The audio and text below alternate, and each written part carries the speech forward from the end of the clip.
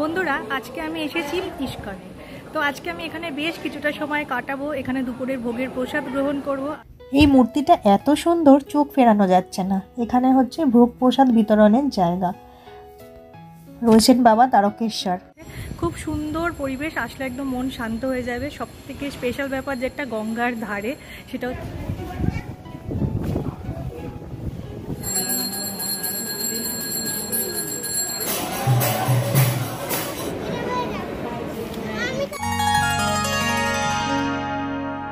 নমস্কার বন্ধুরা, আশা করি সবাই ভালো আছেন, সুস্থ আছেন। আরও একটা নতুন ভিডিওয়ে সবাইকে অনেক স্বাগত জানাই। বন্ধুরা আজকে আমি এসেছি পানিহাটি ইস্কনে।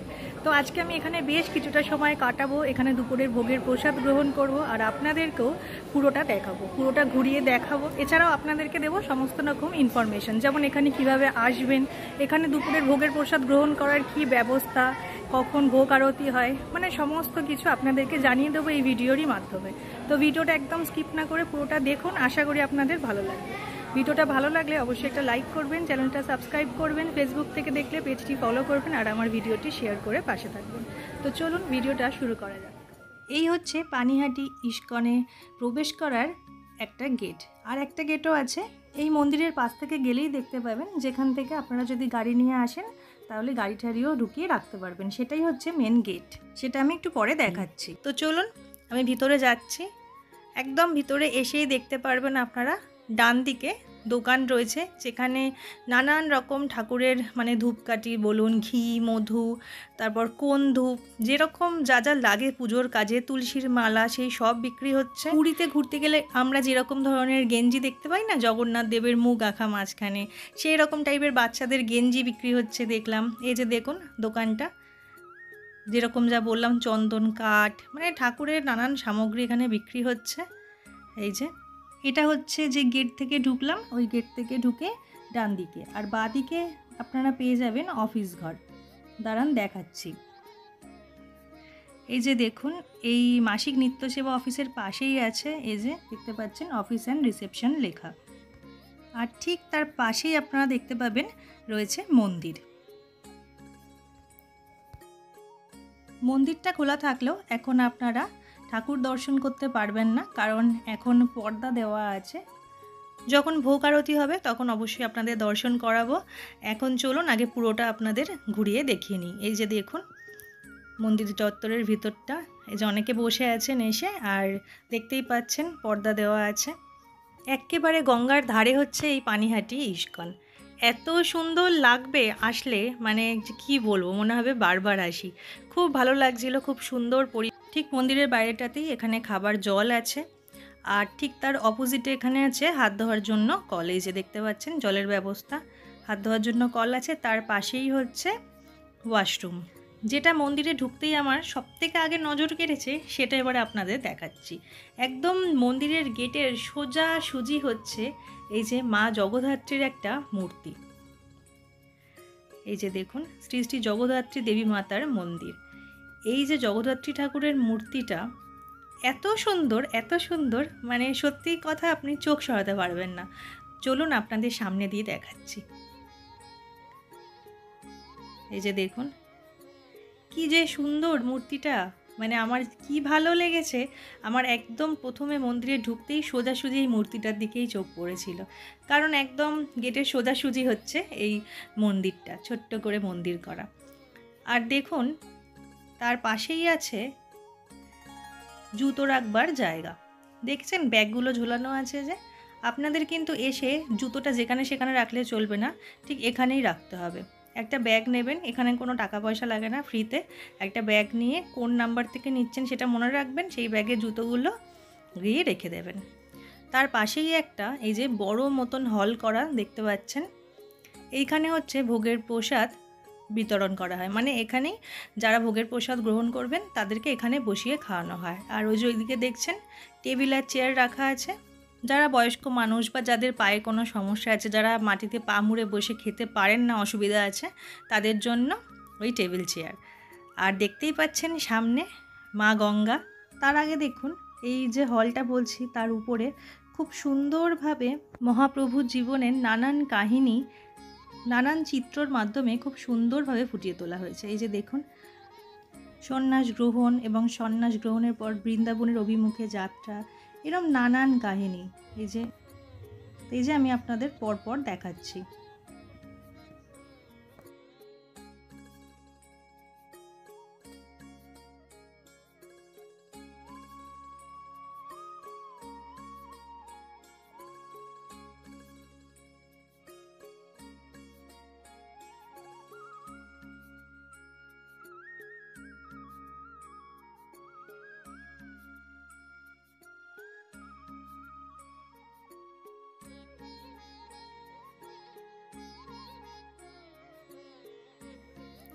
সত্যি খুব সুন্দর জায়গাটা।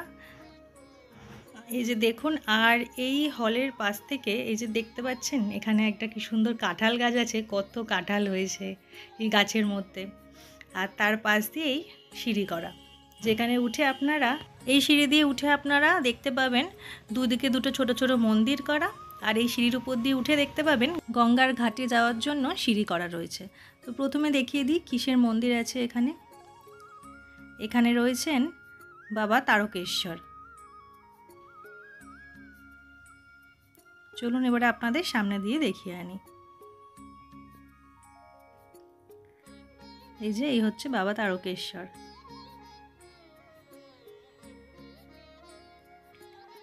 আর ঠিক তার উল্টো দিকেই রয়েছে, একদম সোজা সুজি দেখতে পাচ্ছেন আরও একটা মন্দির, সেখানে রয়েছেন বাবা গঙ্গাধর। এই যে দেখুন, আর গঙ্গার ঘাটে যাওয়ার জন্য যে সিঁড়ি রয়েছে তার পাশ দিয়ে দেখবেন খুব সুন্দর করে গাছপালা লাগিয়ে পাশে একদম রেলিং দিয়ে ঘেরা আছে, খুব সুন্দর করে সাজানো চারধারটা, খুবই ভালো লাগবে। যে দেখুন, আর ওই যে শুরুতেই বলছিলাম একেবারে গঙ্গার ধারেই হচ্ছে এই পানিহাটি ইস্কন। এটা হচ্ছে একদম উপরি পাওনা। আমার ভীষণ ভালো লাগে যখন গঙ্গার ধারে আমি কোনো মন্দিরে যাই। মন্দিরে যেতে তো এমনিই ভালো লাগে, মন্দিরে গেলে মন একদম শান্ত হয়ে যায়, কিন্তু তার সঙ্গে সেটা যদি গঙ্গার পাশে হয়, মানে গঙ্গার ফুরফুরে হাওয়া খেতে খেতে মন্দিরের চারিদিকের পরিবেশে ঘোরা, মানে খুবই সুন্দর লাগে। তো এই যে দেখতেই পাচ্ছেন এখানে গঙ্গা মাতার বন্দনা লেখা আছে, যদি আপনারা পড়তে চান একটু পজ করে নেবেন। এখানে গঙ্গা মাতার একটা ছবি দেওয়া আছে। এই হচ্ছে পুরো জায়গাটা। আর ভক্তরা প্রসাদ গ্রহণের পর হাত ধোয়ার জন্য একদম ঠিক হলের পাশেই এই যে কলের ব্যবস্থাও করা আছে। তো চারদিকটা ঘোরাতে ঘোরাতে এখানে হয়ে গেছে ভোগ আরতির সময়, তাই আমি চলে এসেছি। এই যে দেখুন পর্দা সরানো হচ্ছে। বিশ্বাস করুন, একদম মন থেকে বলছি, পর্দা সরানোর পর আমি যখন ভিতরে মূর্তিটা দেখতে পেলাম, আমার মনে হচ্ছে আমি তাকিয়েই থাকি, আমি ভিডিও কি করব। মানে আমার সত্যি এত ভালো লাগছে মূর্তিটা। দেখুন আপনাদেরকে আমি সামনে দিয়ে দেখাচ্ছি। এবার আপনাদের আরতি দর্শন করাবো আর এই মন্দিরের ভিতরটাও একটু ঘুরিয়ে দেখাবো।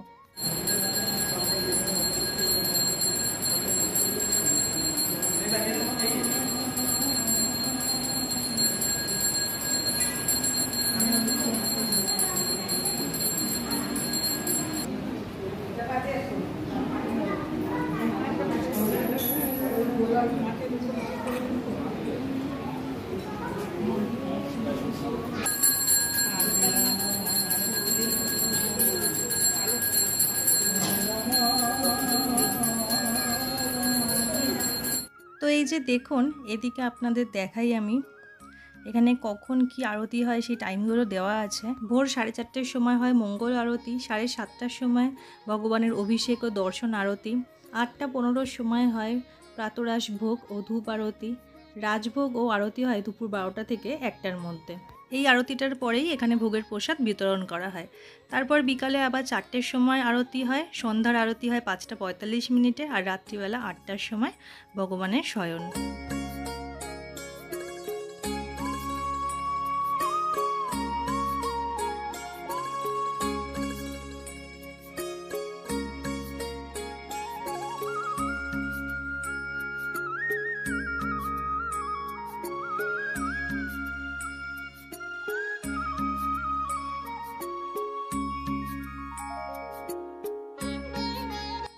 আর এখানে দেখতেই পাচ্ছেন এত সুন্দর খোলামেলা জায়গা পেয়ে কি সুন্দর বাচ্চারা খেলে বেড়াচ্ছে।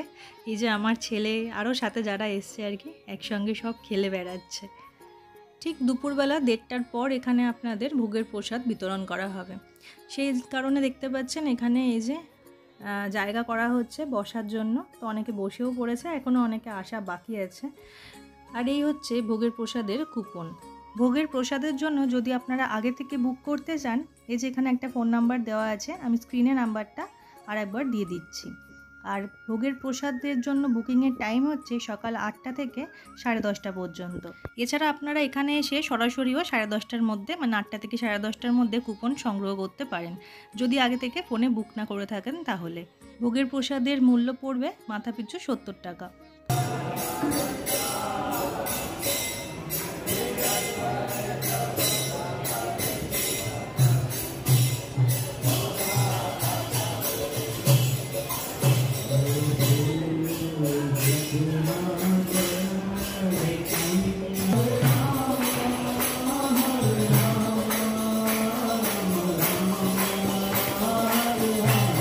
এবারে ভোগের প্রসাদে কি কি দেওয়া হচ্ছে সেটা আমি আপনাদের দেখাচ্ছি।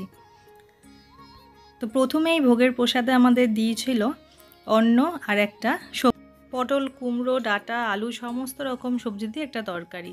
তারপর দিয়েছিল মুগের ডাল। আর এই যে কি সুন্দর গাড়ির মতন করা, তার মধ্যে এই যে খাবারের জায়গা বসিয়ে সেখান থেকে খাবার বিতরণ করা হচ্ছে, জিনিসটা দেখতে বেশ ভালো লাগে। এটা আমি মায়াপুর ইস্কনেও দেখেছি। তারপর দিয়েছিল চানার একটা তরকারি। এটা এত টেস্টি হয়েছিল যে আমি খেতে গিয়ে ভিডিও করতেই ভুলে গেছি।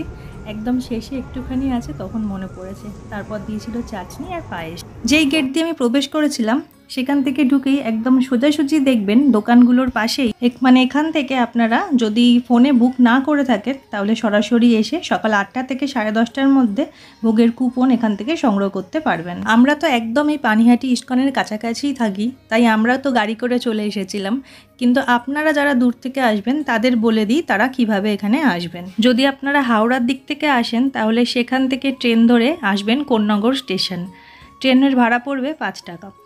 সেখান থেকে 1 নম্বর প্ল্যাটফর্মের দিক থেকে বেরিয়ে দেখতে পাবেন টোটো অটো দাঁড়িয়ে আছে।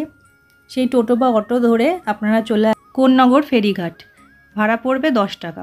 তারপর সেখান থেকে ফেরি পার করবেন, ফেরিতে ভাড়া নেবে আপনাদের 8 টাকা।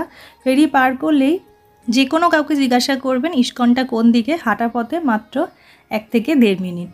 আর যদি আপনারা শিয়ালদার দিক থেকে আসেন তাহলে সোদপুর স্টেশনে নেবে 1 নম্বর প্ল্যাটফর্মের দিক থেকে বেরিয়ে দেখবেন অটো টোটো আছে, সেখানে বলবেন দণ্ড মহোৎসবতলা ঘাট।